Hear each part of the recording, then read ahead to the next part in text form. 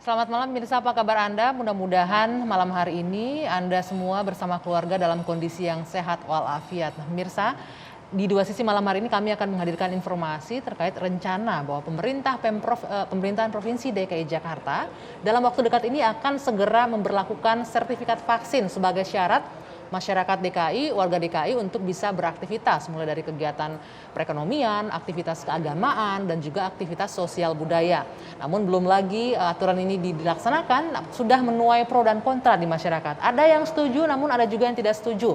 Apakah benar syarat vaksin, sertifikat vaksin ini bisa menekan penularan dan penyebaran COVID nantinya? Dan lalu bagaimana efeknya, dampaknya bagi mereka, para pedagang atau para pengusaha yang disyaratkan membutuhkan sertifikat vaksin agar tetap bisa membuka lapangan usaha. Akan kami hadirkan perbincangannya malam hari ini di dua sisi bersama saya, Dwi Anggia.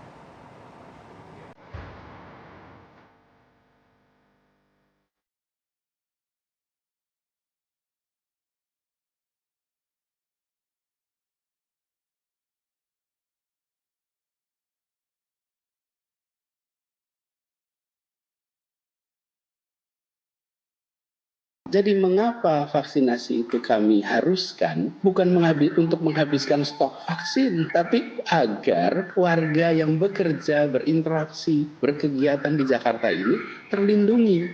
Supaya kalaupun terpapar, dia tidak menderita dengan gejala yang sedang atau gejala yang berat.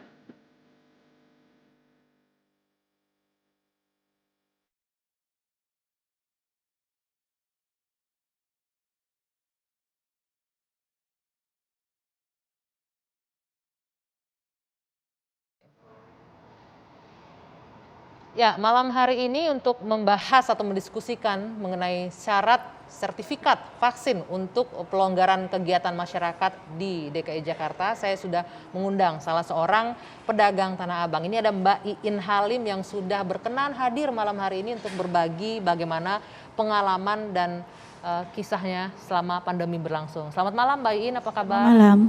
Sehat Mbak? Alhamdulillah. Alhamdulillah. Mbak Iin, mungkin sudah mendengar ya mengenai rencana adanya syarat ini. Setiap warga DKI yang akan beraktivitas, bekerja, pedagang, pembelinya juga nanti harus punya sertifikat vaksin agar bisa beraktivitas. Sudah dengar berita itu? Ada. Sudah dengar ya? Ada. Nah, boleh nggak saya tanya, Mbak Iin sendiri sebagai pedagang di Tanah Abang ya? Tanah Abang. Sudah berapa lama ini? Saya dagang dari 2008. 2008 ya? Berarti kurang lebih 14 tahun, 13 tahun ya? 13 tahun. Selama pandemi, tokonya buka, tutup? Selama PPKM ini saya tutup. Selama PPKM Sekarang juga masih tutup. masih tutup ya. Nah, ini terkait dengan sertifikat vaksin. Setuju nggak sebagai pedagang, Mbak Iin disyaratkan nih harus punya sertifikat vaksin? Tidak. Tidak setuju? Tidak. Boleh tahu nggak kenapa? Karena kalau saya pribadi ya Mbak ya, maksudnya nggak semua orang itu paham akan vaksin. Oke. Nah, kalau seandainya kita ada syarat seperti itu, kayak agak memberatkan pedagang. Memberatkan pedagang. Tanpa syarat aja, pengunjung sedikit, apalagi kalau pakai syarat. Ini syaratnya tidak hanya penjual nih ya, pembeli juga harus pakai sertifikat vaksin. Jadi keberatan untuk itu ya. Tapi kalau misal menjalankan prokes, saya setuju. Menjalankan Nggak prokes masalah. setuju, oke. Tapi kalau harus ada vaksin, surat vaksin, itu agak memberatkan kalau saya pribadi ya. Memberatkannya di mana Mbak Iin kalau boleh tahu? Ya itu tadi, masalahnya nggak semua orang itu paham akan vaksin. Kalau Mbak Iin sendiri sudah divaksin? Saya pribadi untuk saat ini emang saya belum. Oke. Tapi nggak tahu nanti ya Mbak, karena saya juga masih Boleh masih tahu belum nggak begitu kenapa paham untuk ya. saat ini Mbak Iin masih belum mau divaksin itu kenapa? Kenapa untuk saat ini masih belum mau divaksin? Mbak Iin alasannya kenapa? Maksud saya? Ya gimana ya? Apakah karena takut misalnya nggak mau divaksin atau belum paham vaksin itu apa sih fungsinya? Mungkin karena pemberitaan simpang siur ya, satu. Pemberitaan simpang siur, oke. Terus pokoknya saya belum begitu memahami, Mbak. Belum begitu memahami. Tapi untuk saat ini emang belum. Tapi untuk kedepannya saya nggak tahu.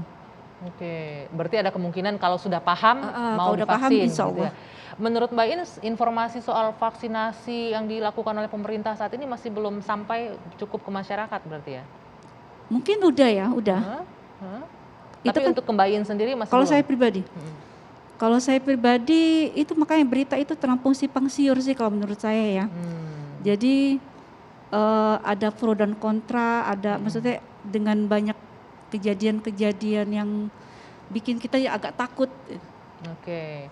Nah, Mbak In tadi sudah hampir 14 tahun ya berdagang ya di Tanah Abang. Hampir 14 tahun di Tanah Abang. Jualan apa di Tanah Abang? Saya baju dewasa sama muslim anak-anak, sorry. Baju dewasa dan anak-anak. Itu punya kios sendiri atau sewa? Sewa. Kontrak.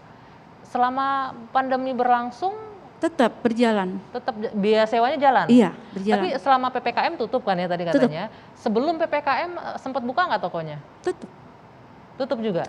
Tutup juga. Terus biaya sewa itu gimana? Tetap bayar full 100%? Tetap, kita kan per tahun ya Mbak. Tapi kalau misalnya biasanya sih ada kelonggaran dari itu ya, dari pemilik toko ya. Kayak kemarin kan PSBB ya. PSBB itu kita 3 bulan. Tapi itu tergantung dari nggak semua pemilik toko seperti itu. Kalau saya sih dikasih kelonggaran sama pihak punya toko, dikasih kelonggaran sampai 3 bulan. Jadi kita ditambah 3 bulan lagi ke depan. 3 bulan untuk Harusnya apa? Potongan pembayaran? Tapi diperpanjang sampai bulan Juni. Oke. Gitu. Itu ada potongan pembayaran atau tetap bayar full? Untuk saat ini ya, tapi kalau untuk servis charge belum tahu ya. Apa aja sih Mbak In kalau boleh tahu untuk operasional kios itu apa aja? Untuk operasional toko yang dibutuhkan? Biaya operasionalnya apa aja selain sewa? Terus uang sewa. Oke, uang sewa. Sama servis charge. Servis charge itu biayanya itu berapa aja. kalau boleh tahu untuk servis charge-nya? Per bulan bayarnya? Per bulan bayar servis charge-nya? Kalau berapa servis charge itu besarannya? per bulan. Itu kan listrik sama itu ya Mbak, listrik sama apa namanya, keamanan segala macam itu. Oke. Berapa totalnya yang harus dikeluarkan? Sebulan lah. Kalau untuk servis charge, kalau di itu berapa ya? Masih di bawah 1 juta sih ya. Tapi kalau di Tanah Abang itu di atas 1 juta. Dengan kondisi toko tidak buka, sama sekali nggak ada jual beli dong. Bayarnya gimana tuh Mbak In? Nah itu, ya terpaksa narik, pakai uang pribadi narik, jadi emang nggak ada pemasukan. Itu sudah berlangsung berapa lama nih harus tetap bayar service charge ini? Selama PPKM ini lah, selama ini PSBB. Selama PSBB tetap harus bayar. Untuk apa ya? Jadi kalau Tanah Abang itu kalau saya pribadi sih ya, selama corona itu turunnya gratis banget Mbak.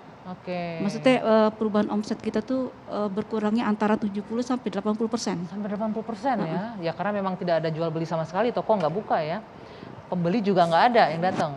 Oke, nah Mbak In, ini malam hari ini kita juga kedatangan tamu ini, ada Wakil Gubernur yang juga bergabung bersama kita. Kalau ada kesempatan Mbak In, ada yang disampaikan mungkin aspirasinya, unek-uneknya, atau mungkin ada pesan-pesan dari teman-teman pedagang lain, boleh disampaikan. Saya akan ajak dulu Pak Wagub bergabung bersama kita ya. Selamat malam Pak Ahmad Riza Patria, Wakil Gubernur DKI. Selamat malam, Assalamualaikum. Waalaikumsalam, Pak Riza, Pak Wagub, dengan Anggi di sini dan di sini juga saya bersama Mbak Iin nih Pak Wagub. Mbak Iin ini seorang pedagang di Tanah Abang. Tadi kita sudah sempat berdiskusi mengenai adanya rencana syarat sertifikat vaksin untuk masyarakat agar bisa beraktivitas. Nah ini kalau pendapat dari masyarakat ini sebagian ada yang keberatan Pak Wagub. Bagaimana nih Pak Wagub ke depannya ini? Untuk menjelaskan bahwa ini adalah hal yang harus dilakukan, masyarakat harus punya kartu vaksin agar bisa beraktivitas. Yang pertama bahwa pandemi COVID ini sudah berlangsung 1,5 tahun. Ya. Dan kita tidak tahu kapan bisa berakhir. Ya. Untuk itu juga kita tahu bahwa pandemi COVID ini sangat membahayakan. Sudah banyak sekali korbannya yang terpapar virus corona, bahkan yang meninggal sudah banyak sekali. Kalau dulu di awal-awal mungkin kita tidak kenal, sekarang yang meninggal di lingkungan terdekat, bahkan di lingkungan rumah sendiri. Jadi virus ini tidak boleh dianggap enteng. Untuk itu pemerintah mengambil langkah-langkah mengatasinya. Di antaranya adalah dengan penggunaan vaksin untuk meningkatkan antibodi kekebalan tubuh agar kita bisa terhindar dari penyebaran COVID yang dapat mematikan.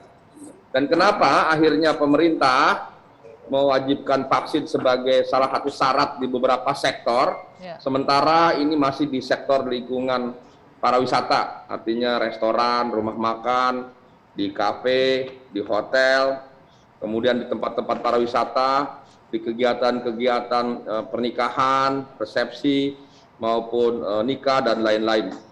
Jamnya dibatasi, jam operasionalnya, jumlah yang hadir juga dibatasi.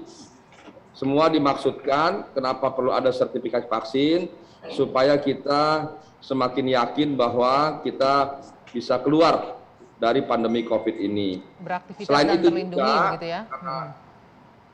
vaksin ini penting. Perlu diketahui juga Mbak Anggi bahwa di Jakarta ini alhamdulillah ya, penggunaan vaksinnya sudah mencapai 8.032.264 dosis pertama. Dosis kedua bahkan sudah 3 juta lebih. Artinya dosis 1 dan 2 sudah mencapai 11 juta lebih. 8 juta lebih, kita sudah hampir mencapai target. Target Jakarta itu hanya 8.815.157. Herd immunity ya. Oke, Pak Wagub, maaf saya potong nih Pak Wagub.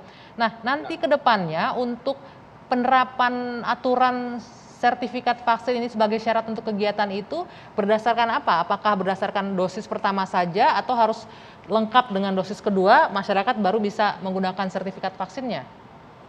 Ya tentu dosis pertama cukup sementara. Ini sekarang sudah 8,2 juta. Ini tadi datanya sudah 8 juta lebih ya. Sementara total seluruhnya 8,8 juta. Dari dalam tidak sampai 10 hari lagi semua warga Jakarta akan mencapai 8,8 juta ya. Sekalipun memang dari jumlah 8 juta ini hampir 30%-an itu warga non KTP Jakarta. Memang kami tidak pernah memilah-milah, memilih-milih siapa saja yang datang kami layani secara baik di sentra-sentra vaksin maupun di puskesmas, di rumah sakit maupun dimanapun. Oke, artinya Pak Wagub, artinya cukup dengan sertifikat vaksin dosis pertama itu bisa menjadi syarat untuk berkegiatan di luar ya masyarakat ya, tidak harus vaksin kedua ya? Pertama cukup sebagai satu syarat untuk dapat mengikuti berbagai aktivitas. Sementara ini masih di lingkungan kegiatan pariwisata yang tadi saya sampaikan, jadi belum diwajibkan di tempat kegiatan lain. Baik, baik. Pak Wagub, nanti kita akan masih lanjut berbincang juga, nanti ada Mbak Iin juga yang ingin bertanya langsung, tapi kita harus jeda dulu sejenak. Kami harap Anda masih bersama kami, usai jeda Dua Sisi kembali sesaat lagi.